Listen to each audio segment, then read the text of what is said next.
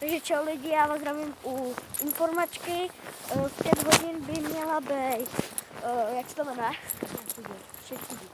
Shake Fiddies. No a budu v klanu vlastně, my budeme natáčet tady s kámošem.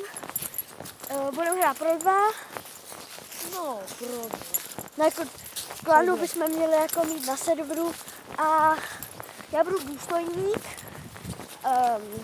Vlastně měl bych to natáčet, takže v 5 hodin. Po 5. byste to měli být na YouTube, tak jestli chcete, tak se koukněte. A vlastně to bude asi pro video vše, můžeš pozdravit. Čus.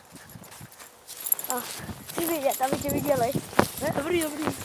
No dobře, my když tak u nás natočíme nějaký video, on tam bude do 6, kámo.